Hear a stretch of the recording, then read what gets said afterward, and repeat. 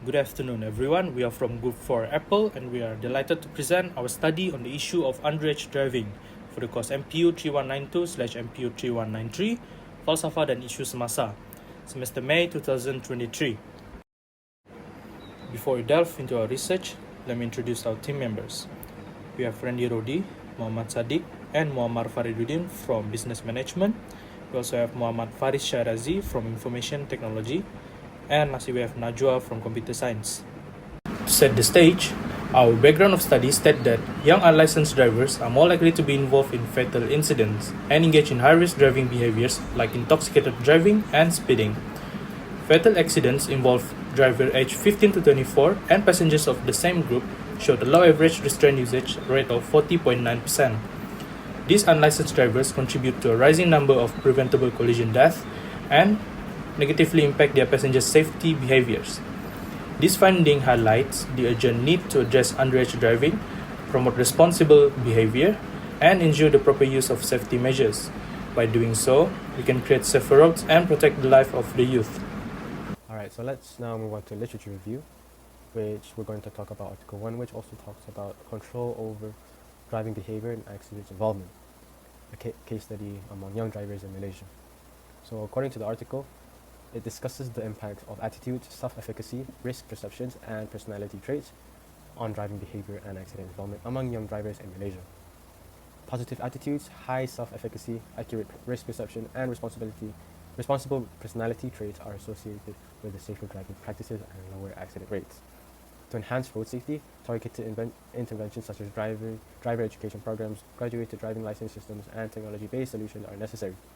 Further research is needed to evaluate the effectiveness of these interventions and identify additional factors influencing driving behavior and accident involvement among young drivers in Malaysia. So now let's move on to Article 2, which talks about study of young motorcyclists and risk behavior towards road accidents in Kuantan. So this article review by Siti Zuan Nurain and Intan Suhana in 2022 focused on the risk behavior exhibited by young motorcyclists in Kuantan, Malaysia, and their contribution to road accidents. Factors such as age, gender, education levels, and socio-economic status influences the behavior. Young riders, especially males, and those with a lower education level tends to engage in riskier riding behaviors. Finally, inexperienced riders and those with recently obtained license are more prone to risky behaviors and higher accident rates. Which brings us to our last article in the literature review, which talks about do young Malaysian drivers involved in speeding behaviors and investigation of selected accidents hotspots in Peninsular Malaysia. So this article review examines the prevalence of speeding behavior among young Malaysian drivers at selected accident hotspot in Peninsular Malaysia. Speeding is a significant cause of road accidents, particularly among young drivers. Factors such as age, gender, and driving experience influence young drivers' likelihood of engaging in speeding behavior, with young driver and males being more prone to speeding. This chapter basically shows us how we get and how we find the perception of underage driving among university students. So the research design that we use is quantitative method, which involves collection and analysis of the data that we get from our respondents. So the study setting is not only in UTP, we also blast the survey throughout many other universities in Malaysia. Moving on to the next point, which is population, we're not limiting any answers from only UTP students. Our research also comprises various university students' answers in it. So the next thing is sample and sampling technique. So we did use a census sampling approach, and we blasted the survey to all available students in UTP and outside UTP too. So the data collection method for our survey is we did include 2 or 3 structured questions to let the respondents give their perception freely on what they think about underage driving. We also use Google Form to analyze our data in it because it is more efficient and it is accessible for students like us to make the survey. This is how our survey looks like, madam, and on the right side is the Google form. We will begin the first part of our data collection with a discussion of our respondents' biodata. As we go into the details of our research, it is important to learn the respondents' personal background, such as their gender, educational background, and ethnicity. The first question concerns the respondents' gender. According to the data, most respondents are female, accounting for around 65.7% of the total. The remaining 34.3% are male respondents. Because of the specific demography of the study group, the gender distribution among respondents may not be typical of the overall population. Next, using the age group data, around 31 out of 35 respondents are between the age of 18 and 25, with 4 between the age of 26 and 36. Most respondents are between the age of 18 and 25, with the oldest being 35. This ethnicity data, there were 2 Chinese respondents and 2 Dusun respondents. The Indian community was represented by 2 respondents. On the other hand, the Kadazan community had the most respondents, with 3% taking part. The Malay group was the most prevalent among all respondents, with 26 out of 35 participants identifying as Malay. However, the data supplied does not account for all possible ethnicities, but only those specified in the data. Following that, based on education background data, undergraduate students had the highest number of respondents with 80%.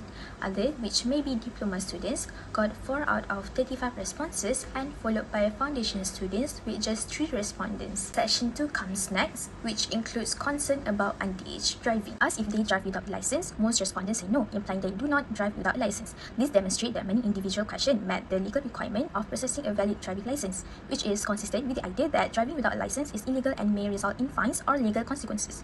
However, 25.7% of those polled say yes. This is a large fraction of the participants raising concerns about the potential dangers of unlicensed driving. The remaining individuals admitted to driving without a license on occasion, either due to unexpected events or a lack of understanding about the importance of obtaining a legal license. Moving on, do you believe it is okay to drive illegally? 27 respondents say no, indicating they do not believe it is suitable to drive unlawfully, which is consistent with the common belief that driving illegally, such as without a valid license, is unacceptable. It demonstrates an understanding of the importance of following the law and emphasizing road safety. 8 respondents say yes, meaning that they believe it is acceptable to drive illegally. This small group argues that certain circumstances or personal reasons may make driving without obeying legal regulations permissible. Next question is that, is it acceptable for children to practice driving with their parents? Yes, according to 20 of the respondents, it is okay for youngsters to practice driving with their parents. This opinion is most likely founded on the belief that parents may provide great support to their children. In contrast, 15 out of 35 respondents say no, stating that youngsters should not practice driving with their parents. Concerns regarding safety and the risks associated with unskilled driver. It underlines the significance of taking care to ensure that young drivers receive adequate driving training and experience prior to engaging in on-road safety. In response to the question, how frequently do you see underage drivers in your community? With a significant percentage of respondents, 28 said they did it often.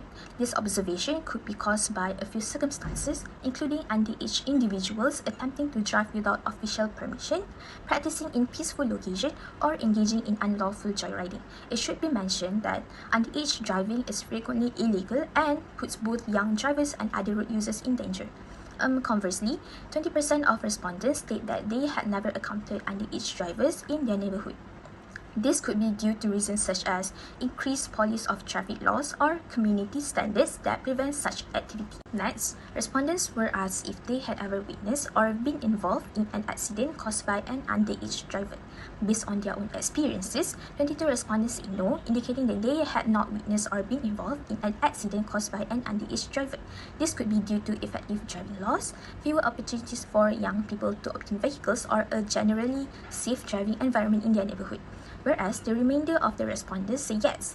This suggests that they have witnessed accidents directly related to underage individuals operating vehicles in their first-hand experiences. Such events may arise because of factors such as inexperienced driving or irresponsible actions by teenage drivers. Following that, at least 2 people die every day as a result of underage driving or riding. We questioned respondents if they think the statement was correct. 23 out of 35 respondents say yes, they understand that underage driving can result in accidents and death. This could be based on personal experiences or news headline about teenage drivers. Likewise, these people may be aware of the dangers of underage driving and feel that the provided figure of at least 2 deaths per day is correct. The other tough respondents, on the other hand, are inclined to believe that the claim is wrong. Their disagreement could come from personal experiences or observations in which they have not seen or experienced. Next question for the respondents: do they believe that stricter punishment should be imposed on individuals who allow underage persons to drive their vehicles? On majority, 80% voted yes, because it could be based on a shared opinion that allowing young drivers to operate vehicles poses major risks to both the underage drivers and others on the road. Question number 8. Do they think that increasing the legal driving age could help reduce the instances of underage driving? Majority chooses yes, because could be based on the belief that older people are more mature and more capable to deal with the risks that come with driving. Also, delaying the legal driving age gives us more time to develop the emotional and physical abilities needed. Question number 9. Do they think it's illegal if underage driver drive at a circumstance? Majority chooses yes, as they believe that driving underage is still prohibited, regardless of the circumstance, could be based on a strict interpretation of the law. Question number 10. Have you ever driven when underage yourself? The majority of the respondents stated that they have not driven when they were underage. Question number 11. What led you to choose to drive when under the legal age? If you indicated yes to the previous query, there were top 3 options they could pick. Number 1, curiosity of an urge for experience. Number 2, a desire for freedom or independence. Number 3, lack of alternate options for transportation and lack of parental guidance or involvement. Question number 12. What factors do you think are associated with underage driving? These were the top 3 options they got picked. Number 1, the desire for freedom or independence. Number 2, lack of access for alternative transport choices or public transportation and peer pressure or friend pressure. Number 3, media and popular culture's impact and vehicle availability. Question number 13. Do you agree if someone under the age of 18 is found driving, their parents or guardians should be held legally liable? The majority of the respondents chooses yes, because holding parents or guardians accountable can be seen as a way to promote supervision, responsibility, and deterrence. Question number 14. How effectively do you believe law enforcement bodies are handling the problem of teen driving? The majority of the respondents feel the law enforcement bodies are not handling the problem of teen driving very well, while 34.3% believe that law enforcement bodies are doing a good job in handling the issue. Question number 15. Are you willing to actively take part in campaigns or projects to increase public awareness of the risks associated with underage driving? Majority of respondents are willing to actively participate in campaigns or projects. This suggests that a significant portion of the surveyed individuals are interested in contributing to efforts that raise awareness about the danger of underage driving. Question number 16. Do you believe that parents or guardians are knowledgeable of the issue of underage driving? Majority of respondents said yes. This can be seen that factors such as personal experiences and exposure to information can influence this perception. Good day everyone, I'm Faris and I'll be discussing our opinion on the issue of underage driving. In response to the question, if there is a way to prevent frequent underage driving, how may you suggest it? Our survey participant provided various suggestions. The common theme among these suggestions is the need for comprehensive measures that include education, enforcement, and parental involvement. These strategies aim to raise awareness about the dangers of underage driving, strengthen law enforcement efforts, and promote responsible behavior.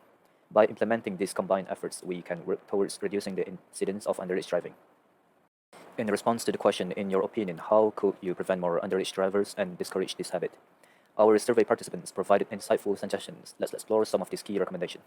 Some common suggestions include early education, parental involvement and awareness, engage in multimedia contacts, supervision and monitoring, peer influence and communication, improve access to public transportation, punishment and consequences, and risk awareness campaigns.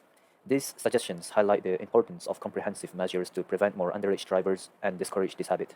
By implementing strategies that involve education, parental guidance, engage in content, supervision, peer influence, access to alternative transportation, appropriate penalties, and awareness campaigns, we can work towards reducing the incidence of underage driving.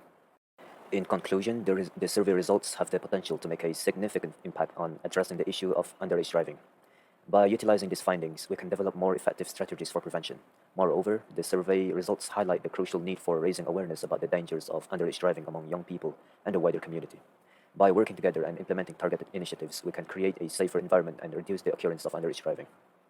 Let's move on to our recommendations and suggestions for future research. Recommendations for future research. Adopt a comprehensive approach to preventing underage driving encompassing education, parental involvement, law enforcement, and societal awareness. Explore the impact of underage driving on road safety to better understand the consequences and risks involved. Develop effective ways to raise awareness about underage driving, such as public awareness campaigns and social media initiatives. Suggestions. Conduct further research to evaluate the effectiveness of different prevention strategies. Enhance awareness efforts by identifying impactful messaging and delivery methods. Collaborate with parents and communities to develop strategies for preventing underage driving. These recommendations and suggestions will guide future research and help in preventing underage driving effectively. Let's discuss the scope and limitation of our survey. The scope and limitation. The survey may not represent the views of the entire population as it was conducted online. Some factors related to underage driving were not covered in survey. The survey results are specific to time it was conducted and may vary over time. Considering this limitation, it's important to interpret the survey results with caution. Further research can address this limitation for a more comprehensive understanding. Thank you.